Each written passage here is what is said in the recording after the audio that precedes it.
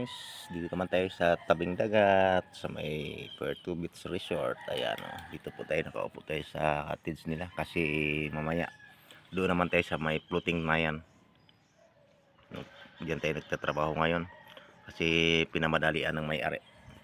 Ayan, dumating na yung kasamahan ko kahapon. Bali, apat kami. Tulungan namin gawa yan para mabilis.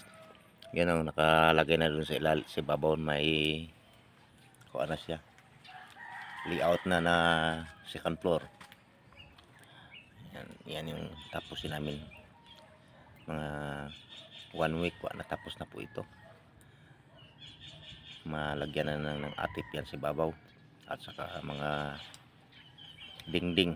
Yan. Kasi kwarto yan yung sa babaw guys. Yan. Laki na yan.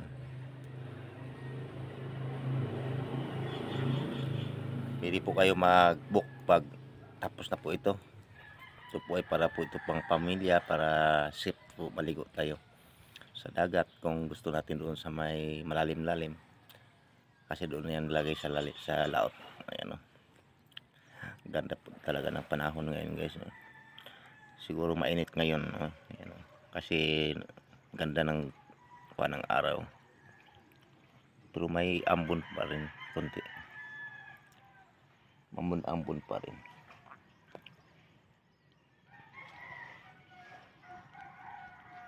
Yan guys, ganda ng panahon, wala talagang kalon-alon. Habagat kasi dito sa amin guys, basta habagat ganito dito sa amin, ganda yung tubig, walang alon. Pero pag amihan naman, wala kang makikita na ganitong dagat, puro alon makikita mo dito.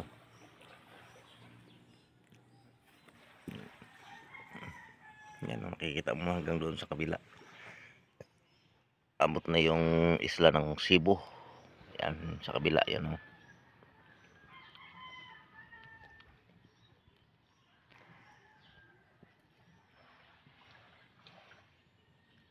Ganda ng panahon ngayon. Ganda magsisid-sisid sa tubig.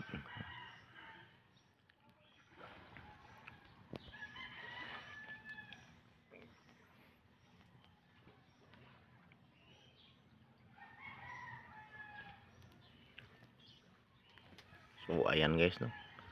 Thank you for watching. Follow po mo yung Sura video. Maraming salamat po sa inyo. God bless you. Happy Monday po sa inyong lahat, no. At maraming salamat din po sa mga viewers natin yan, mga followers, lalo na po yung ating mga kababayan natin magbawangka, mangdaragat, no, sa naghahanap po ng mga ilisi dyan na pang racing or panghanap buhay. Pwede po kayo mag-direct message sa akin dahil po ay gumagawa rin po ako ng ilisi, no? So ayan, maraming salamat po sa inyong lahat.